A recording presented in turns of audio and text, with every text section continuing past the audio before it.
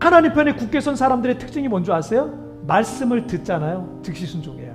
야고보서 1장 22절에서 너희는 말씀을 행하는 자가 되고 듣기만 하여 자신을 속이는 자가 되지 말라. 하나님의 말씀을 들었어요. 하나님의 뜻을 알아요. 그런데 그 말씀대로 그 뜻대로 순종하지 않는 거예요. 마치 자기 스스로를 속이는 것과 같다라고 야고보서에서 말씀하고 있는 거예요. 속이는 게 뭐예요? 진실이 있는데 그 진실을 어떻게 덮어버려요.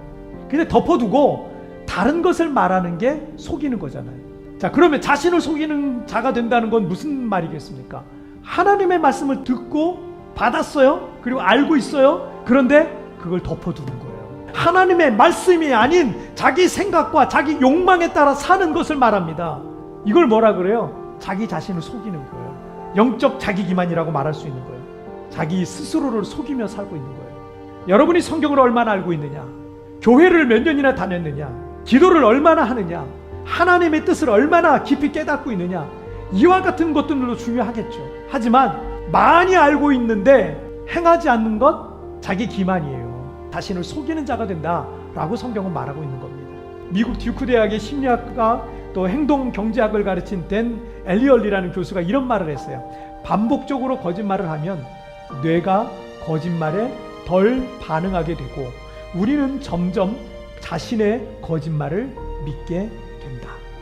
우리가 하나님의 말씀을 알고만 있는 것, 성령 하나님께서 우리의 마음에 깨닫게 하시고 감동을 주시고 있는 그 말씀을 알고 있으면서 순종하지 않는 게 얼마나 심각한 죄로 굳어지고 있는지 몰라요.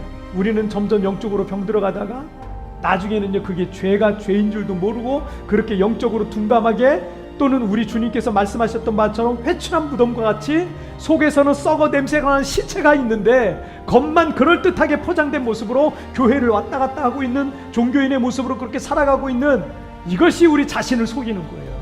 제가 사랑하고 존경하는 우리 성도님에 관한 짧은 간증으로 오늘 말씀을 맺겠습니다. 우리 성도님이 얼마 전에 갑자기 연락이 왔어요. 잠시 뵙겠다는 거예요. 그래 갑자기 교회를 찾아오셨어요. 제가 어쩐 일이냐고 물으니까 울먹울먹 하시면서, 목사님, 제가 그동안 목사님 속을 너무 썩어뜨린 것 같아서 너무 죄송합니다. 저 때문에 많이 힘드셨죠. 제가 목사님 생각을 하고 있는데 기도를 하는데 그동안 너무 죄송한 게 많아서 제가 견딜 수가 없었어요. 그래서 이렇게 용서 빌고 목사님께 용서받고 가야 제가 마음이 좀 편할 것 같아요. 이렇게 이런 말씀을 하시는 거예요. 아마도 성령께서 마음에 성도님에게 그런 감동을 주셨던 거예요.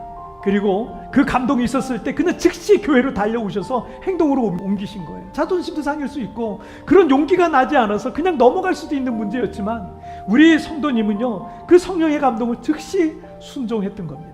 17세기 영국의 청교도인 토마스 왓슨은 하나님께 순종하는 것은 우리의 의무라기보다는 우리의 특권이다. 하나님은 우리에게 유익이 되는 것만을 명령하시기 때문이다.